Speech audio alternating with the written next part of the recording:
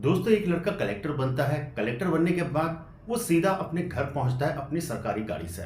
वहां जाकर देखता है कि घर में कोई भी नहीं है। आसपास के लोगों से पूछता है तो पता चलता है कि उसकी बहनें पास में ही एक बिल्डिंग कंस्ट्रक्शन का काम चल रहा है, वहां पे वो मजदूरी का काम कर रही हैं। वो बिना देर के गाड़ी में बैठता है और उस बिल्डिंग कंस्ट्रक्शन साइट पर पहुंच जाता है और देखता है कि उसकी बहनें वहां पर मजदूरी का काम कर रही हैं। कोई ईंटें उठा रही है तो कहीं कोई दूसरे काम कर रही है और साथ में ही वहां का ठेकेदार लगातार उनको उल्टी सीधी बातें बोल रहा है। अपनी बहनों की यह हालत देखने के बाद कलेक्टर साहब को बहुत दुख होता है, लेकिन तभी उनकी एक बहन की निगाह अपने भाई पर पड़ती है तो वो एकदम उनके भाई की तरफ दौड़ पड़ती है। अपना जो भी काम कर रही थी सब कुछ छोड़ के और जाके अपने भाई के गले लग के फूट फूट के रोने लगती है। अब भाई भी उसको गले लगा के उसकी आंखों में भी आंसू आ जाते हैं। दोस्तों आखिर ऐसा क्या था कि कलेक्टर की बहन एक बिल्डिंग कंस्ट्रक्शन साइट पर मजदूरी करने के लिए मजबूर थी? आइए जानते हैं इस दिल छू लेने वाली कहानी में। आप इस वीडियो के अंत तक जरूर बने रहें। और दोस्तों वीडियो में आगे बढ़ने से पहले मेरी आपसे एक रिक्वेस्ट रहेगी कि आप हमारी इस वीडियो को लाइक करके चैनल को सब्सक्राइब जरूर कर लें। और दोस्तों अगर आपको वीडियो अच्छी लगे तो हमें कमेंट्स बॉक्स में जरूर बताएं। दोस्तों ये कहानी शुरू होती है पटना बिहार से। पटना का रहने वाला श्याम रोजगार की तलाश में राजस्थान के जयपुर शहर आ जाता है और वहां पे मजदूरी का काम शुरू कर देता है और पास में ही एक झोंपड़ी बना के रहने लगता है। श्याम के परिवार में उसकी पत्नी और 4 बच्चे होते हैं, जिसमें से एक लड़का और 3 लड़की होती है। उनका जो लड़का होता है वो तीसरे नंबर का होता है और उसका पास के ही एक सरकारी स्कूल में एडमिशन करा दिया जाता है और वो वहां पर पढ़ने लगता है। दूसरी तरफ जो श्याम होता है वो रात दिन मेहनत करता है और मजदूरी करता है। धीरे धीरे वक्त गुजरता है और एक दिन खेलते खेलते भाई बहन आपस में बात करते हैं कि भाई तू बड़ा होने के बाद क्या बनना चाहेगा। वो बोलता है कि मैं बड़ा होकर कलेक्टर बनना चाहूंगा। ये सुन के उसकी बहनें बहुत खुश होती हैं और बड़ी वाली कहती है कि भाई अगर तू कलेक्टर बनना चाहता है तो मैं तुझसे वादा करती हूँ, तुझे कलेक्टर बनाने के लिए हमें चाहे कितनी भी मेहनत करनी पड़े, कुछ भी पापड़ बेलने पड़े, लेकिन हम तुझे कलेक्टर बना के रहेंगे। ऐसे ही वक्त गुजरता है और वो लड़का अपनी 12वीं पास कर लेता है। 12वीं पास करने के बाद वो अपने माता पिता के पास जाता है और कहता है कि माता पिता से कि मैं भी अब तुम लोगों के साथ में मजदूरी करने जाना चाहता हूँ, ताकि घर के जो भी खर्चे हैं उनमें मैं तुम लोगों का हाथ बटा सकूँ, क्योंकि अब मैंने 12वीं पास कर ली है तो इसलिए अब आगे पढ़ने की ज़रूरत नहीं है। ये बात उसकी बड़ी बहन जब सुनती है तो वो आती है कि और माता पिता से कहती है कि इसको पढ़ाई में बीच में मत रोको, ये पढ़ने लिखे में बहुत अच्छा है और इसका सपना है आगे चलकर ये कलेक्टर बनेगा और हम चाहते हैं कि ये कलेक्टर बन जाए। जिस दिन ये कलेक्टर बनेगा तो हम लोगों की जितनी भी जीवन की परेशानियां हैं वो सब खत्म हो जाएंगे और ये एक बहुत बड़ी पोजीशन होती है। क्योंकि उस लड़की के माँ बाप अनपढ़ होते थे तो उन्हें पता नहीं था कि कलेक्टर क्या होता है। तब उसकी बहन बताती है कि एक बहुत बड़ी पोजीशन होती है और उसके बारे में दूसरी जानकारी देती है। तब उसके पिताजी कहते हैं कि बेटा हम चाहते हैं कि तू कलेक्ट्री की तैयारी करे, तू ये मजदूरी का काम तू हम पे छोड़ दे। एक बार तू कलेक्टर बन गया तो तेरे सहारे हमारी भी मजदूरी के जो भी काम धाम है ये सब हम भी बंद कर देंगे और हम भी तेरे साथ सुकून की जिंदगी जी सकेंगे और तेरी बहनें भी। तू बस अपनी पढ़ाई पर फोकस रख। दोस्तों इसके बाद उस लड़के का एडमिशन एक सरकारी कॉलेज में करा दिया जाता है। सरकारी कॉलेज में आप जानते हैं कि फीस थोड़ा कम होती है, इसलिए कोई वो लोग आसानी से उस चीज़ को अफोर्ड कर पा रहे थे। इधर उसके माता पिता रात दिन मजदूरी करते और बेटे की ज़रूरतों को पूरा करते। ऐसे ही देखते देखते 3 साल गुजर जाते हैं और अब उस लड़के की ग्रेजुएशन भी पूरी हो जाती है। ग्रेजुएशन पूरी होने के बाद वो फिर से माता पिता के पास जाता है, कहता है कि मेरी बीए कंप्लीट हो चुकी है, ग्रेजुएशन कंप्लीट हो गई है और अगर मुझे कलेक्टर बनना है तो इसके लिए आगे की ट्रेनिंग कोचिंग वगैरह के लिए मुझे दिल्ली जाना पड़ेगा, मुखर्जी नगर, जहाँ से मैं आईएएस की तैयारी कर सकूं। दोस्तों इसके बाद उसके माता पिता कहते हैं कि देख इस तेज कुछ भी करना पड़े, हमें रात दिन मेहनत करनी पड़े, पापड़ बेलने पड़े, लेकिन तू अपनी तैयारी रख और तुझे जहां कोचिंग लेनी है वहां पे कोचिंग ले। इसके बाद वो लड़का दिल्ली के मुखर्जी नगर आ जाता है और यहाँ पर कोचिंग लेना शुरू कर देता है। अब वो रात दिन मेहनत करता, पढ़ाई करता और साथ के साथ अपने माता पिता और बहनों से भी बात करता। उधर उसके माता पिता भी अब रात दिन मेहनत कर रहे थे और उसकी हर ज़रूरत को पूरा कर रहे थे। क्योंकि दोस्तों आप जानते हैं कि कोचिंग लेते टाइम सिर्फ एक ही खर्चा नहीं होता, रहने का, खाने का, किताबों का, ट्यूशन का और भी न जाने कई तरीके के खर्चे होते हैं। इसे देखते हुए अब उसकी बहनें भी अपने माता पिता के साथ जाती और मजदूरी करना शुरू कर देती हैं। धीरे धीरे अब पूरा परिवार यानी 5 लोग मजदूरी करते और उधर उस अपने भाई को पढ़ाने में रात दिन वो मेहनत करने लगते हैं। ऐसे ही धीरे धीरे समय बीतता है और प्री एग्जाम का समय आता है। वो उसमें बैठता है और उसे बहुत अच्छे अंकों से उत्तीर्ण कर लेता है। इसके बाद वो अपने घर पे बताता है। ये सुनने के बाद उसके माता पिता और बहनें बहुत खुश होती हैं और कहती हैं कि बेटा अब तू बस जल्दी से कलेक्टर बन जाए। जिसके बाद बोलता है कि अभी तो ये पहला स्टेप है, इसके बाद मुझे अभी मेंस और इंटरव्यू भी क्लियर करना होगा। जब ये 2 क्लियर कर लूँगा उसके बाद मैं कलेक्टर बन जाऊँगा। तो उसके माता पिता कहते हैं तो फिर ठीक है, तू फिर से अपनी रात दिन मेहनत में लग जा, बस तू कैसे भी करके कलेक्टर बन जा, पैसों की तू चिंता बिल्कुल मत कर। इधर वो लोग फिर से मेहनत करते हैं और वो वहाँ पढ़ाई में लग जाता है। इधर ऐसे ही एक बार मजदूरी करके जब उसके माता पिता वापस आ रहे थे तो रास्ते में उनको एक वाहन टक्कर मार देता है, जिससे उनकी घटनास्थल पर मृत्यु हो जाती है। ये बात जब उनकी बहनों को पता चलती है तो वो बहुत रोती हैं और उसकी छोटी बहन बोलती है कि ये बात जल्दी से भैया को बता दो। लेकिन उसकी बड़ी बहन समझदार थी, वो कहती है कि नहीं, अगर ऐसे समय में मैंने अपने भाई को बताया तो उसका जो दूसरा टेस्ट है वो उसको सही से नहीं दे पाएगा, वो परेशान होगा, ना तो उसका पढ़ाई पे फोकस होगा और हो सकता है कि वो अपनी पढ़ाई बीच में छोड़कर ही वापस आ जाए और जो एक सपना था वो अधूरा ही रह जाए। इसलिए तीनों बहनें तय करती हैं कि भाई को इस बारे में जानकारी नहीं देंगे।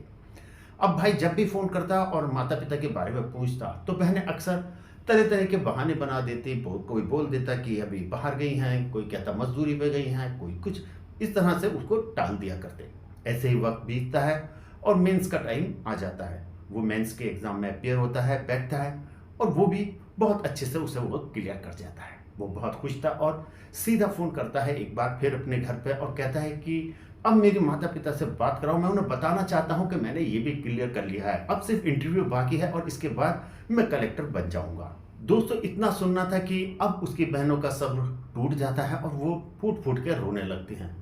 भाई समझ जाता है कि ज़रूर कोई ऐसा हादसा हुआ है जो मुझसे छिपाया गया है। उसके पूछने पर उसकी बहनें बताती हैं कि भाई काफ़ी टाइम पहले ही माता पिता का एक सड़क दुर्घटना में मृत्यु हो गई थी, लेकिन हमने आपको जानकारी इसलिए नहीं दी ताकि आपका पढ़ाई से फोकस कहीं इधर से डाइवर्ट ना हो जाए, जिस वजह से आप सही से पढ़ाई ना कर सको, इसलिए हमने आपको नहीं बताया था। और वो सारी बात बताने के बाद अब दोनों बहन भाई बहुत रोते हैं, लेकिन फिर भाई उसको संभालते हुए कहता है कि बहन तुम मत रो, हमारे दुख के दिन बहुत जल्दी बीत जाएंगे, मैं बहुत जल्द आईएएस बन के कलेक्टर बन के वापस आऊँगा। इसके बाद बहन कहती है कि भाई तू जल्दी से बस कलेक्टर बन जा। इसके बाद वो फिर से पढ़ाई में लग जाता है। उधर उसकी बहनें मजदूरी करके अब अपने भाई के जो भी खर्चे होते थे वो तीनों बहनें उठाया करती थी। इधर वो अब इंटरव्यू में बैठता है।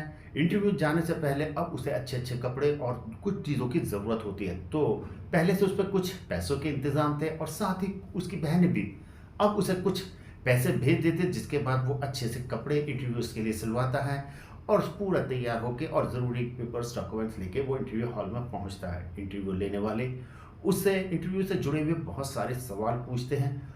वो हर सवाल का बहुत ही सही और सटीक जवाब दे रहा था। इंटरव्यू वाले उससे बहुत इंप्रेस होते हैं, उससे पूछते हैं कि अच्छा ठीक है, आप अपने बारे में कुछ बताइए। इसके बाद वो लड़का अपनी कहानी बताना शुरू करता है कि कैसे वो एक पटना शहर से यहाँ पर आया, यहाँ पर आके उसने पढ़ाई करी, मजदूरी करी और आज उसकी मेहनत के बल पे आज वो इंटरव्यू में बैठा हुआ है कलेक्टर बनने के लिए। उसकी ये प्रेरणादायक कहानी सुनने के बाद वो लोग भी बहुत उससे प्रभावित होते हैं और इंटरव्यू लेने वालों की भी आंखें नम हो जाती हैं।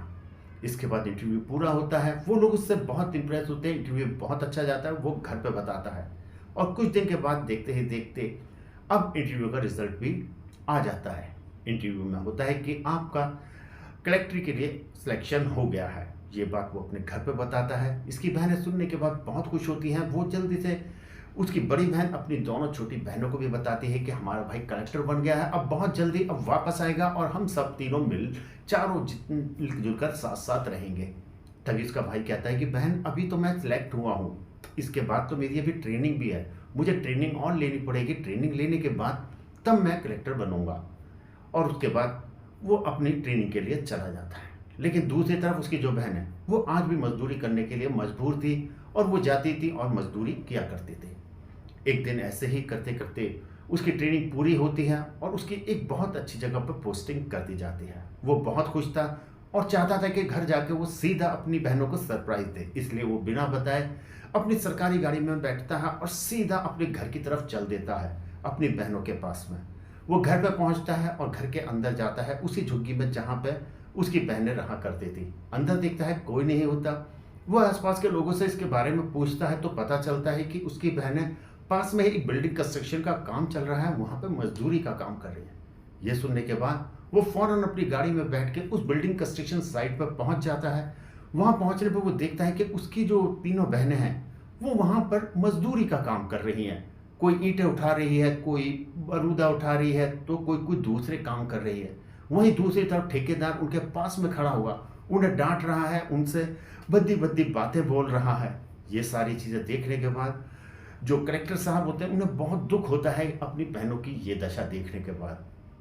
तभी उसकी एक छोटी बहन की निगाह अपने भाई पे पड़ती है, लेकिन दूर होने के कारण वो अपने भाई को सही से पहचान नहीं पाती। वो सोचते हैं कि शायद कोई बड़े ऑफिसर आए हैं, इस बिल्डिंग का जो कंस्ट्रक्शन का काम चल रहा है अक्सर आते रहते हैं, शायद ये भी कोई मुआयना करने आए होंगे, इसलिए वो ज़्यादा ध्यान। लेकिन जैसे ही उसका भाई कुछ कदम आगे चलता है तो उसकी बहन उसे पहचान जाती है। वो उसे देखते ही अपने हाथ में जो तसले और दूसरे सामान थे उन्हें फेंकती है और दौड़ती हुई अपने भाई की तरफ जाती है और जाकर सीधे उसके गले मिलके रोने लगती है। इतनी ही देर में उसकी दो बहनें जो वहीं पास में ही काम कर रही थी वो भी देख रही थी और पहचान जाती है कि उनका भाई कलेक्टर बनकर वापस आ गया।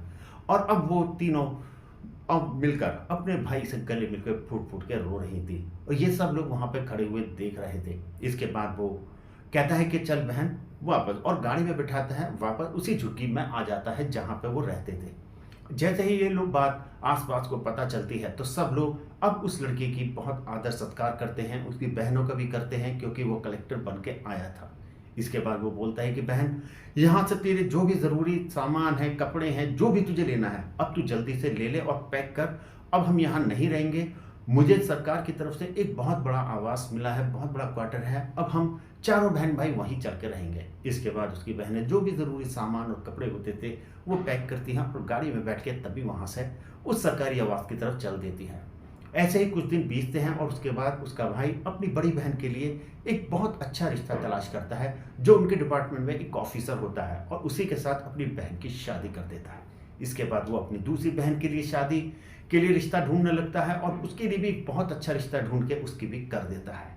इस तरह से दो की करने के बाद अब जैसे ही वो तीसरी बहन के लिए रिश्ता ढूंढता है तो तीसरी बहन कहती है कि भाई मैं अभी शादी नहीं करूंगी, मुझे अभी शादी नहीं करनी। कहती नहीं, अगर मैं पहले कर लूंगी तो एक बात बताओ, जो भाभी आएंगी उनको घर के बारे में बताना, दिखाना, तुम्हारी चॉइस, तुम्हें क्या पसंद है क्या पसंद, ये सारी चीज़ें कौन सिखाएगा।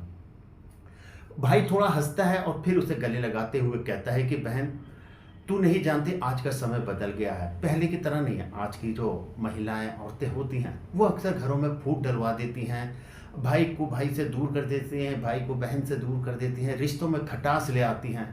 शादी होने के बाद पता नहीं मैं तेरे साथ कैसा व्यवहार करूं, कैसा बर्ताव करूं, हो सकता है वो प्रेम रहे ना रहे। इसलिए मैं चाहता हूं कि आज अभी मैं खुशी खुशी तेरी शादी कर दूं और ताकि सभी चीज़ें बहुत अच्छे से हो सके। इसके बाद उसकी बहन के समझ आता है और वो भी शादी के लिए तैयार हो जाती है। उसके लिए भी वो एक बहुत अच्छा सा वर ढूंढ के उसकी शादी कर देते हैं। ऐसे ही अब जो कलेक्टर साहब होते हैं वो अपना काम बहुत ईमानदारी से करने लगते हैं। उधर तीनों बहनें एक बार मिलती हैं 6 महीने के बाद और कहती हैं कि हमें अब भैया के लिए कोई अच्छी सी लड़की ढूंढनी चाहिए क्योंकि भैया ने अब हमारी शादी कर दी तो अब हम इनकी शादी कर देते हैं। इसलिए वो जल्द एक लड़की को देखते हैं। वो लड़की बहुत ही अच्छी और संस्कारी थी जो घर परिवार को न सिर्फ संभालती थी बल्कि आदर सत्कार भी जानती थी। इसके बाद वो लड़की देखने में भी बहुत सुंदर थी। वो लोग तीनों बहनें रक्षाबंधन के दिन घर जाती हैं और भाई को वो फोटो दिखाते हुए बोलते हैं कि भाई हमने आपके लिए ये लड़की पसंद की है। भाई उन फोटो की तरफ को ना देख के अपनी बहनों की तरफ कहता है कि मुझे किसी फोटो देखने की ज़रूरत नहीं, जो मेरी बहनों को पसंद है वो मुझे पसंद है। मैं जानता हूँ मेरी बहनें जो भी रिश्ता देखेंगी वो अच्छा होगा, इसलिए तुम्हें जो अच्छा लगता हो तुम उसके साथ मेरी शादी की बात कर लो।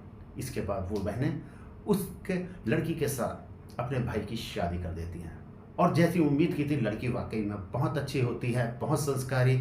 आते ही घर की सभी जिम्मेदारियां उठाती है, भाई की भी जिम्मेदारी है, आने जाने वाले मेहमान नवाजी भी बहुत अच्छी करती है, बहनों की इज्जत, बड़ों की इज्जत और छोटों को प्यार। और दोस्तों इस तरह से उन कलेक्टर साहब की ज़िंदगी में भी एक बार फिर से प्यार मोहब्बत लौट आता है। दोस्तों, इस कहानी को बताने का उद्देश्य सिर्फ इतना ही है ताकि जीवन में अगर आपका दृढ़ निश्चय हो और आप कुछ करने का फैसला करें तो अमीरी, पैसा, गरीबी कुछ नहीं होता, सिर्फ आपका फैसला सब कुछ होता है और जो आपको फर्श से लेकर अर्श तक पहुंचा सकता है। कहानी आपको जैसी भी लगी हो आप हमें कमेंट्स बॉक्स में बताना ना भूलें।